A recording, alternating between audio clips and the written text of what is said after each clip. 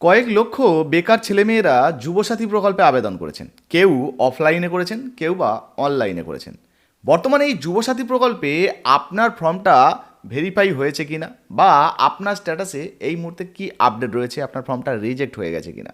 আপনি যদি অফলাইনে ফর্ম ফিল আপ করেন তাহলে অনলাইনে সেটা জমা পড়েছে কিনা কিভাবে জানতে পারবেন।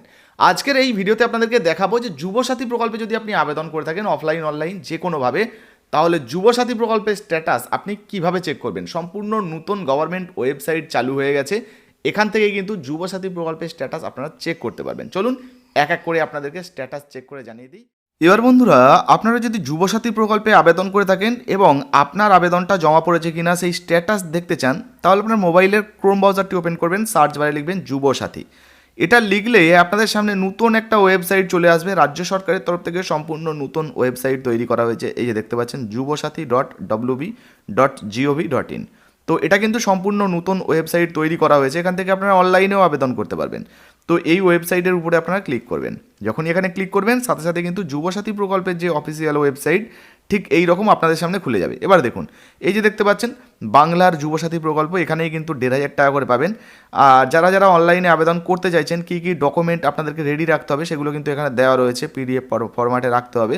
তো এই নিয়ে আমরা ভিডিও বানিয়েছি অনলাইন আবেদন, আপনারা যদি না দেখে থাকেন তাহলে ভিডিওটা দেখে নেবেন, ভালো বুঝতে পারবেন। এবারে আপনারা যারা যারা আবেদন করেছেন অলরেডি, অফলাইন বলুন বা অনলাইন বলুন, আবেদন যারা করেছেন তাদের আবেদনপত্রটা জমা পড়েছে কি না কীভাবে চেক করবেন, তার জন্য এই যে দেখতে পাচ্ছেন নিচের দিকে চেক স্ট্যাটাস এই অপশান রয়েছে, এর উপরে আপনারা ক্লিক করবেন। এখানে যখনই ক্লিক করবেন সাথে সাথে এবার আপনাদের সামনে ঠিক এই রকম একটা পেজ খুলবে। তো একদম সংক্ষেপেই আপনাদেরকে দেখাচ্ছি। এবার দেখুন এখানে কি বলা হয়েছে, অ্যাপ্লিকেন্ট লগ ইন, মানে যিনি আবেদন করেছেন তাকে লগ ইন করতে হবে। তার জন্য এই যে এন্টার ইওর মোবাইল নাম্বার, তো এই জায়গায় আপনি আপনার মোবাইল নাম্বারটা বসিয়ে দেবেন। মনে রাখবেন আবেদনের সময় ফর্মে যে মোবাইল নাম্বারটা দিয়েছিলেন সেই মোবাইল নাম্বারটা কিন্তু দেবেন। অনেক ক্ষেত্রে কি হয়েছে, প্রচুর মানুষ এই যুবসাথী প্রকল্পে আবেদন তো করেছেন কিন্তু রিসিভ কপি পাননি।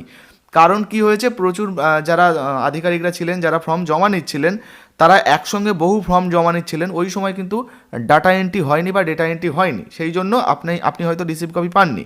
পরবর্তী সময় আপনারটা হয়েছে কি না, মানে আপনার ফর্মটা জমা পড়েছে কি না সেটা দেখার জন্য আপনাকে যেটা করতে হবে, আপনার মোবাইল নাম্বারটা, আবেদনের যে মোবাইল নাম্বারটা দিয়েছিলেন সেটা এখানে বসাবেন। তারপরে এই যে দেখতে পাচ্ছেন ক্যাপচায় সলভের একটা অপশান দেওয়া রয়েছে, যেমন 12 + 6 কত হবে সেটা উত্তম মানে ক্যালকুলেশন করে এই যে এন্টার ক্যাপচা এখানে বসিয়ে দেবেন। তারপরে এই যে গেট ওটিপি বা সিক্রেট পিন এই জায়গায় আপনি ক্লিক করবেন। তো আমি সমস্ত কিছু বসিয়ে দিয়ে এই যে গেট ওটিপি রয়েছে এখানে ক্লিক করে দিলাম। এখানে যখনই ক্লিক করব এই যে দেখতে পাচ্ছেন OTP is send to your mobile number, এই যে মোবাইল নাম্বার চলে এসেছে। দেখুন এখানে কিন্তু আমাদের ওটিপিটাও চলে এসেছে 772244। তো এই ওটিপি নাম্বারটা আমরা এবারে এখানে বসিয়ে দেব। বসিয়ে দিই ওটিপি নাম্বারটা 772244। তো ওটিপি নাম্বারটা বসিয়ে দিয়েছি।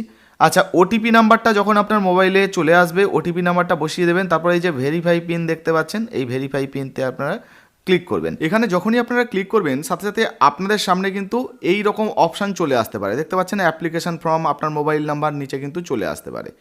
তো এক্ষেত্রে অনেকের মনে প্রশ্ন আসতে পারে, এই যে অ্যাপ্লিকেশন ফর্ম ফর বাংলার যুবসাথী স্কিম, তো এটা তো একটা আবেদনপত্র, এটা কেন ওপেন হলো। তো দেখুন, আপনি যদি যুবসাথী প্রকল্পে আবেদন করে থাকেন, দুয়ারে সরকার ক্যাম্পে ফর্ম জমা দিয়ে থাকেন, সেক্ষেত্রে আপনার ফর্মটা যদি অনলাইনে সাবমিট না হয়ে থাকে আপনার কাছে কিন্তু এরকম আবেদনের অপশান চলে আসতে পারে, অর্থাৎ আপনি এখনও অনলাইনে আবেদন কিন্তু করতে পারেন। আর যদি আপনারটা অনলাইনে সাবমিট হয়ে যায় সেক্ষেত্রে এবার দেখুন অন স্ক্রিনে আপনাদেরকে দেখাচ্ছি your application has been submitted, application ID number দেখাচ্ছে, এই রকম অপশান কিন্তু চলে আসবে। এবার এই বিষয়টা নিয়ে আরেকটু বিস্তারিত আপনাদের সঙ্গে আলোচনা করছি।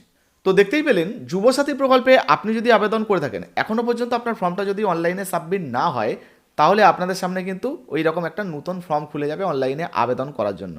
তো যেমনটা এসআইআরে হয়েছিল, এসআইআরে দেখবেন যখন আপনি অনলাইনে সাবমিট করছিলেন, স্ট্যাটাস চেক করছিলেন, আপনার কিন্তু ফর্ম খুলে যাচ্ছিল যতক্ষণ পর্যন্ত না বিএলও আপনারটাকে সাবমিট করেছিল। কিন্তু সাবমিট করে দেওয়ার পর আপনার অ্যাপ্লিকেশন আইডি নাম্বার বা অন্য ডিটেলসগুলো সেগুলো কিন্তু দেখাচ্ছিল। ঠিক একইভাবে যদি আপনারটা সাবমিট হয়ে যায় তাহলে আপনার অ্যাপ্লিকেশন যে আইডি নাম্বার সেটা কিন্তু আপনি দেখতে পাবেন, বা আপনার মোবাইল দিয়ে যখনই আপনি লগ ইন করবেন আপনার ডিটেলসগুলো কিন্তু চলে আসবে।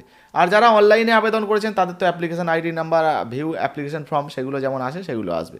অনেকেই হয়তো আপনাদেরকে বলছেন যে আপনারা যখনই স্ট্যাটাস চেক করবেন সাথে সাথে আপনার পুরো ডিটেলস খুলে যাবে, তো তেমনটা কিন্তু নয়। দেখুন অন্যদের কথায় কান দিয়ে লাভ নেই, লাইভ কিন্তু আপনাদেরকে দেখিয়ে দিলাম। এখানে বোঝার বিষয় আছে। আপনারা অনেকেই বলতে পারেন যে দাদা শুধু অ্যাপ্লিকেশন আইডি নাম্বার যেটা আসছে ওটা কেন আসছে, এখানে তো অন্য কিছু আসার কথা ছিল। তো দেখুন, এই মুহূর্তে কিন্তু ভেরিফিকেশনের যে কাজটা সেটা হয়নি, সেই জন্যই শুধুমাত্র অ্যাপ্লিকেশন আইডি নাম্বার আসছে। মানে আপনারা যে আবেদনগুলো করছেন বিভিন্ন ক্যাম্প থেকে বলুন বা অনলাইনে, এখন শুধুমাত্র ফর্ম সাবমিট হওয়ার কাজ চলছে।